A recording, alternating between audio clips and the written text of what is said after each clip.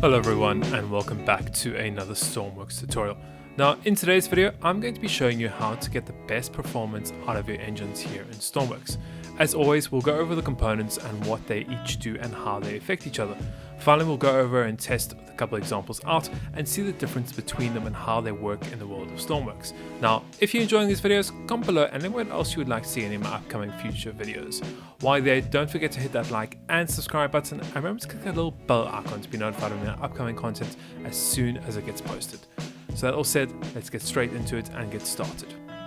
Now to start this tutorial off, I've gone ahead and just built an example to obviously walk through and show you guys the difference between how to set up the engines and how to get the best performance. Now in front of me you can see we have a large diesel engine for the purpose of the tutorial.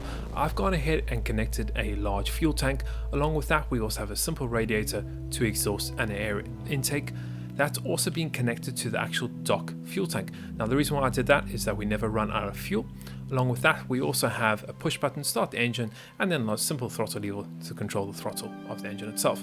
Now bear in mind, for the purpose of this tutorial, I've gone ahead and set my diesel engine RPS limit while I've been building it to 100. Now I recommend setting at 100 when playing with gearboxes. Obviously if you're not going to be using gearboxes, you might want to lower this down. Obviously the higher the RPS, the more chance you have of this engine exploding and catching on fire. Now moving on, I've gone ahead and actually split the power coming out of the engine itself into two different drive shafts. The first drive shaft is going to be with a whole bunch of gearboxes facing the engine, and the second one is going to be with a whole bunch of gearboxes facing away.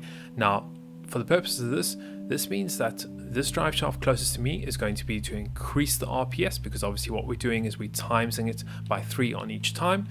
And then on the other side is going to be increasing the torque. Now obviously you'll have to play around with it. The more torque you have, the heavier, obviously is going to be better for the heavier ships, obviously to get it moving. However, once you are moving, RPS is going to be your friend at the end of the day. So you have to decide which one of these you want. Now I recommend playing with it in the day, but however I'm going to walk you through and show you exactly what each gearbox does and how it works at the end of the day. Now moving on, along with that, the rest of the components that we have: clutches, gearboxes, RPS and torque meters.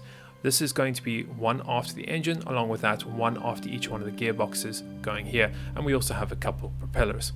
Along with that we've got a couple digital displays. These are connected to obviously the torque and RPS meters. The reason why I've connected is so we don't have to go ahead and hover our mouse over these meters themselves. We have a couple of buttons here.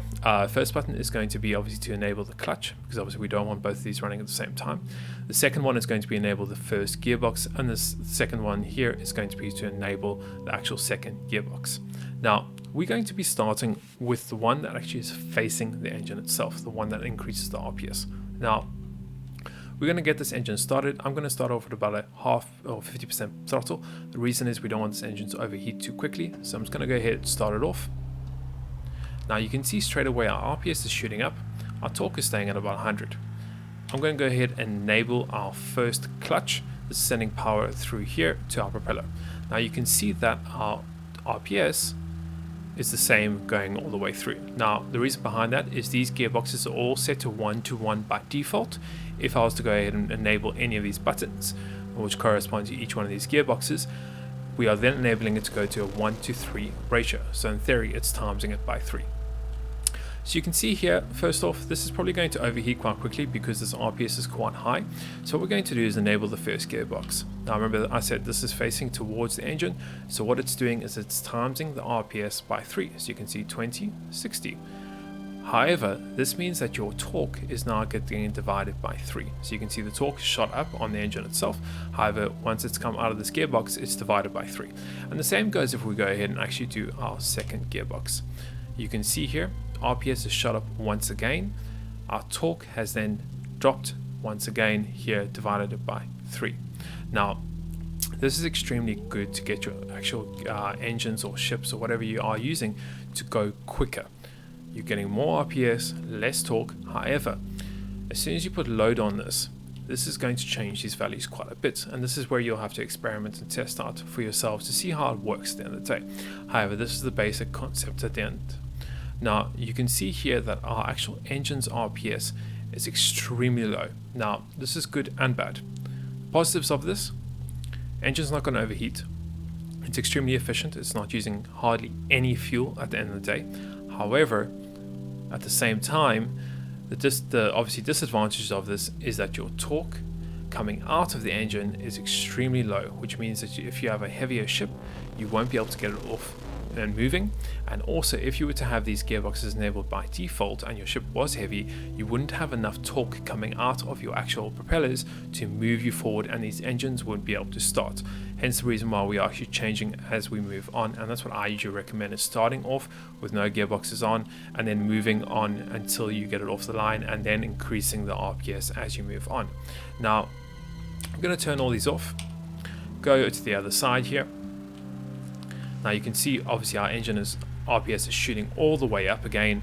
If we were to go ahead and enable the first clutch, you can see the power is coming out exactly the same once again, 1 to 1, 1 to 1, and coming out there. Now, because we have this facing away from the engine, this means that it's going to be multiplying the torque. So you can see here, we've gone ahead and increased the torque, load the RPS that's coming out of the propeller, but increase the RPS over here.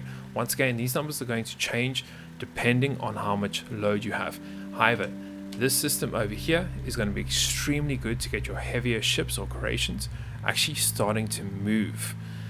Now I'm going to go ahead and actually just turn this off, because otherwise the engine is going to overheat, because we've increased the RPS on the engine so high and loaded coming out of the propeller itself. So that's pretty much about it, guys. There's different obviously scenarios that you can go ahead and play with. I usually recommend this system over here, which is going to be timesing the RPS by 3 on each gearbox. As I said earlier, you need to play with to see how heavy your vehicle or ship or creation is at the end of the day, and see what works best for you. Now, you don't have to use a clutch at the end of the day, but what I highly recommend is starting on a 1 to 1 and increasing it by 1 to 3 each time you actually move on and get moving. So when you start your ship off, have this on a 1 to 1, get moving. Once you move, get the first gearbox. Once you're moving even faster, get the second gearbox. Just make sure you don't actually enable your 1 to 3 where it drops this RPS lower than what actually kills this engine. You always want to keep this original RPS of the engine high enough so it actually sustains the engine. Then you can play with it and add as many gearboxes as you want, but once again, just make sure your RPS of the engine always stays up. Now, as I said earlier, this will vary depending on how much load you have and also how heavy your creation is. If your creation is extremely heavy, use a higher torque, make it face away from the actual engine itself.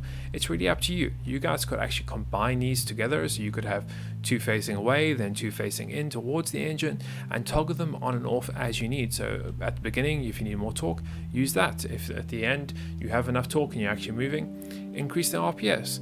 Play around with it and see what works best for your creation. There is no simple way of telling you guys. I can't say, okay, load this onto your ship, it's going to work perfectly. It's not going to work. You guys will have to play around with it at the end of the day to see what works for your creation, depending on how heavy or how light it is. But however, this is what I usually recommend, and hopefully it gives you an idea of what to play with and how to actually use it. So I think we'll go ahead and end today's video over there, guys. Thank you very much for watching. I hope you enjoyed it and found it somewhat entertaining and informative as always, and we'll see you in the next one.